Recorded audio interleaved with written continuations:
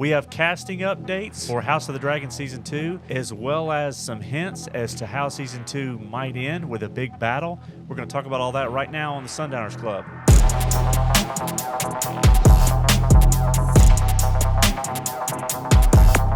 Welcome. I'm your host, Sean, and we appreciate you guys joining us today as we talk about House of the Dragon Season 2. And I want to start off with just a little bit of casting news. You know, we've talked in some prior videos, and for those of you that have read the book, Fire and Blood, may know of the names Blood and Cheese.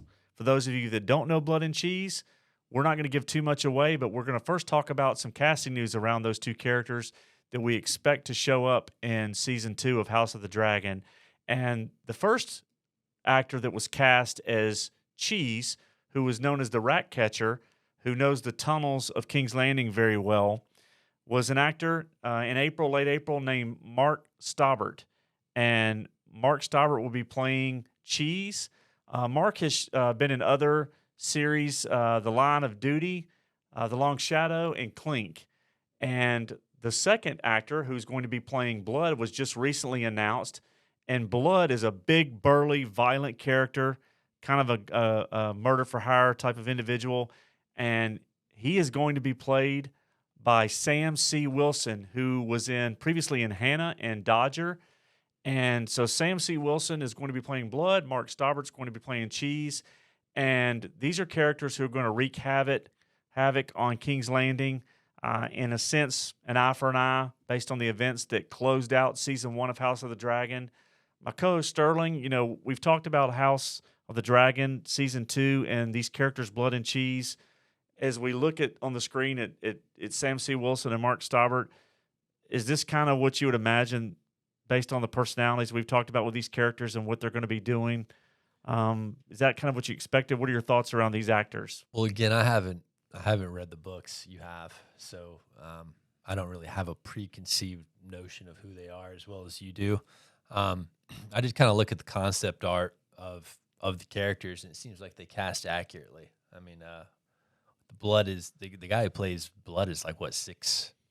He's a big guy, yeah. Yeah, so I mean, it seems like they've done a pretty good job with the casting, from what I can tell. But I don't know much about those characters. You've kind of spoiled some of the events for me, which is fine. But they do play a pretty major part. Not too much, yeah. The major beats, but and anybody who hasn't read the books, I mean, it'd be a pretty big spoiler if they kind of read about the characters. So yeah, or looked at Watchers on the Wall, and some of the other sites have covered some of the shooting that's going on in Spain.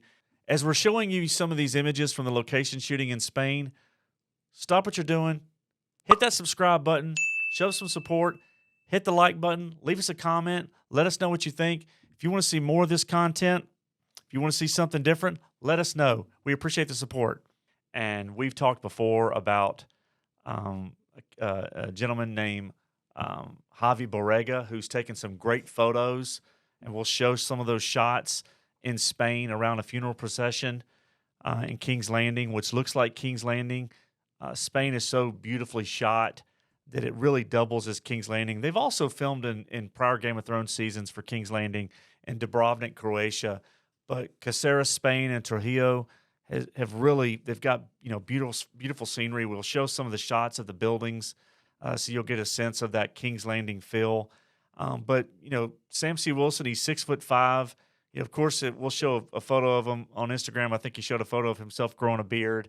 These characters are going to play a big role, I believe, in the early part of Season 2, which will set the stage, after what we think is going to be the Battle of Rook's Rest.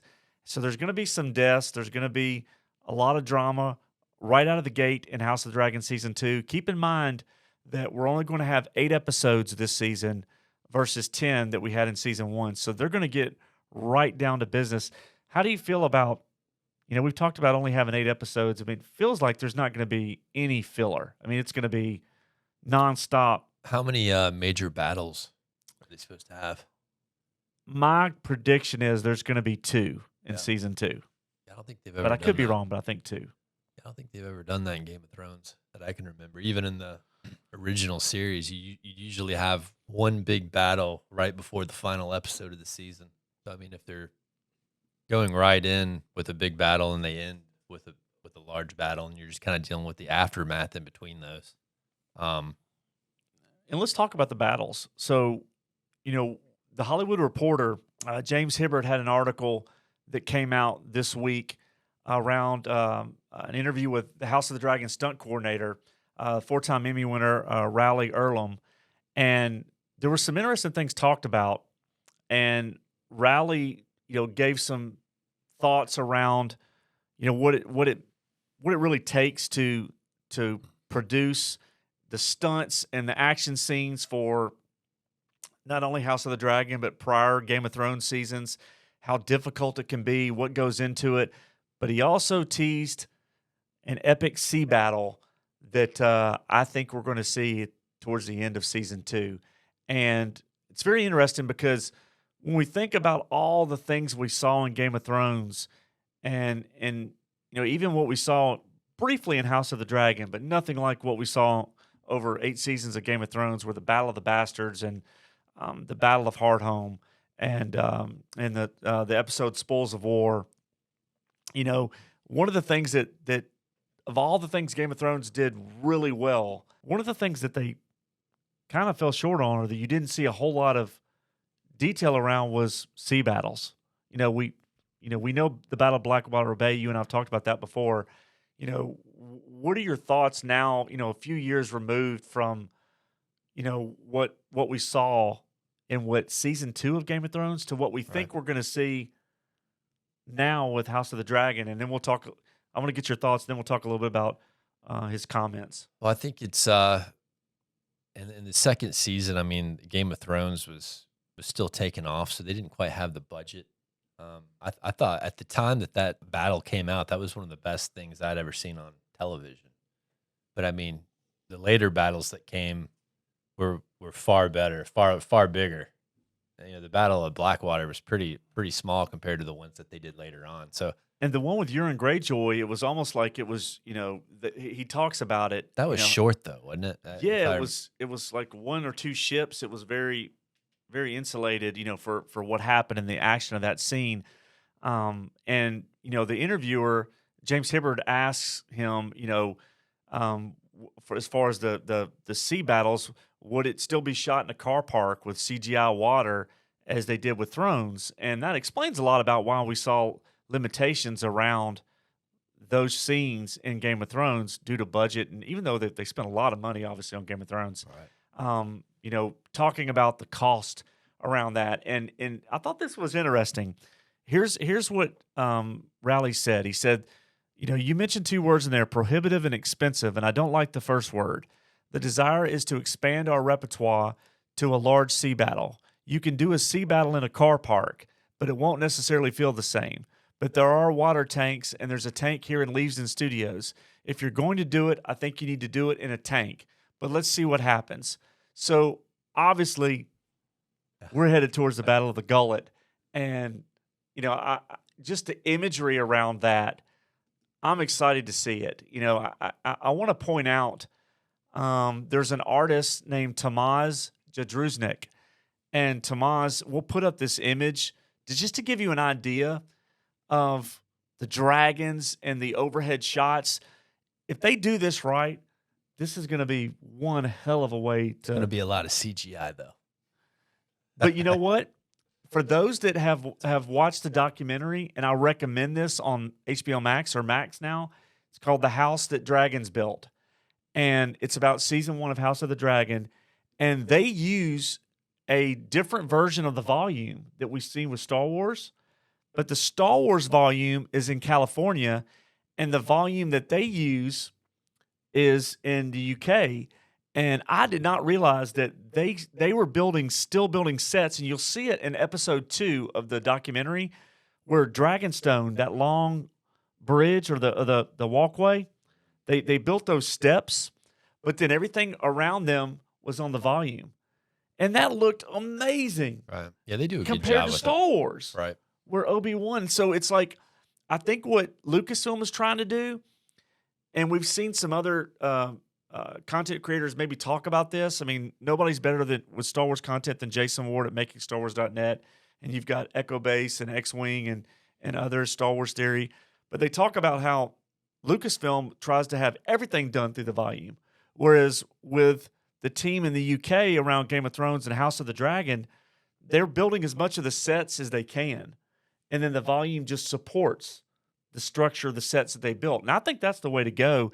And I think that's what we're going to see. We're going to see the water tanks and we're going to see CGI, but I just trust this crew, Fabian Wagner and the cinematography. I trust them to make it look great. We're going to see dragons, Silverwing, Sheep Stealer, Sea Smoke, Vermithor. We're going to see new characters that have to be introduced named Hugh Hammer.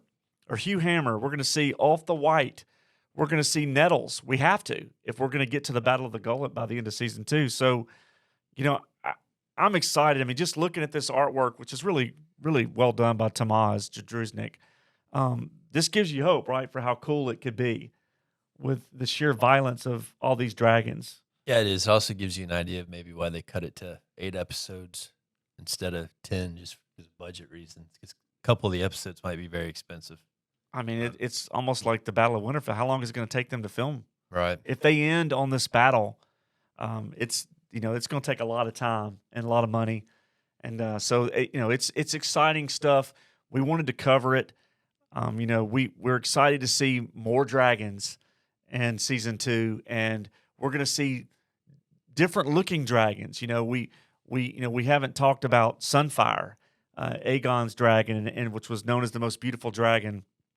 And so we're going to see one of the things that George R. R. Martin really likes about House of the Dragon is that how distinctively different these dragons look. I mean, look at Caraxes, who belongs to Daemon. He's kind of got that snake worm feel, like the long neck. Yeah, they did a good job with that. Vagar, who's the old, huge dragon. So you're going to see a lot of distinctive differences in these dragons and the dragon riders, or what we're going to see in season 2, the dragon seeds. So, there's a lot of good stuff. We haven't seen the major casting announcements yet outside of Blood and Cheese and Alice Rivers, but I think it's going to be coming soon. If I were them, I don't know that they necessarily have to announce who's playing Nettles or who's playing Hugh Hammer or who's playing Cregan Stark or who's playing Ulf the White. I'd be fine just not knowing and seeing those actors as they show up on screen because, as you mentioned, it doesn't have to be famous people. Right. They probably won't be. They won't be. Because the characters make the actors. Right. So it's exciting stuff. House of the Dragon season 2 has managed to maneuver around the writer's strike. So they got started with shooting. And so that's good news. We're hopeful that we see the premiere of season 2, hopefully, fingers crossed, in the summer of 2024, but it could be the fall. But it's exciting stuff. We're going to be here to cover everything that we see. We're going to bring it to you, casting news, location shooting, artwork, designs, anything that we see around season 2 that we think is relevant. We're going to bring it to you here on the Sundowners Club. Let us know what you think. Hit that subscribe button, leave a comment, hit the like button, and really we thank you for your support, and TCB.